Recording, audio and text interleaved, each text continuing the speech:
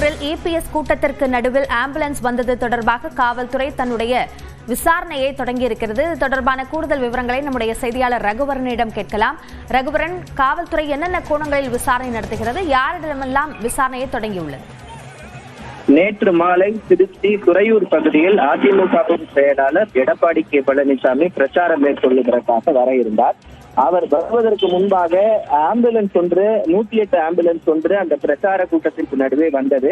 அதனை அதிமுக தொண்டர்கள் அந்த ஆம்புலன்ஸை தாக்கி ஆம்புலன்ஸ் டிரைவரையும் தாக்கினார்கள்.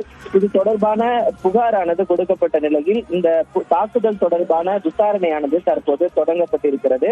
ஆம்புலன்ஸ் பாத்தீங்கன்னா இந்த கூட்டம் நடந்த இடத்திற்கும் ஆம்புலன்ஸ் இருந்த இடத்துக்கும் பாத்தீங்கன்னா ஆம்புலன்ஸ் ஸ்டேஷன் எப்போது ஆம்புலன்ஸ் நிற்கிற இடம் பாத்தீங்கன்னா 500 மீட்டர் தான் டிஃபரெண்ட்.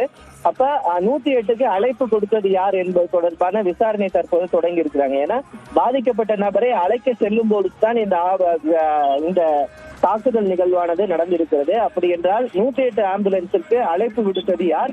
அவர் உண்மையிலேயே இந்த அழைப்பை விடுத்திருந்தாரா? எந்த நோக்கத்திற்காக அவர் 108 ஆம்புலன்ஸுக்கு அழைப்பு விடுத்திருந்தார்? ஏன்னா அவர் பாதிக்கப்பட்ட இடமும் ஆம்புலன்ஸ் நின்ற இடமும் பாத்தீங்கன்னா ஒரு 500 மீட்டர் தான்.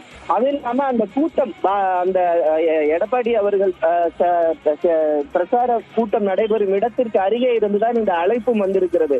மயக்கமடைந்து விட்டேன், உடனே வேண்டும் ஆம்புலன்ஸ் வேண்டும் என்று. அப்படி இருக்கும்போது வேற ஏதும் இதில் உள்ளர்த்தங்கள் இருக்கிறதா என்ற கோணத்தில் தற்போது போலீசார் விசாரணை நடத்திட்டு இருக்காங்க. அது மட்டும் இல்லாமல் பாதிக்கப்பட்ட வாகன ஆம்புலன்ஸ் ஓட்டுநரும் தற்போது துறையூர் மருத்துவமனையில் சிகிச்சை பெற்று வருகிறார். அவர் கொடுத்த புகாரின் அடிப்படையிலே தற்போது விசாரணையானது நடைபெற்று வருகிறது. இந்த விவகாரம் குறித்த விரிவான விவரங்களுக்கு நன்றி ரகுவரன்.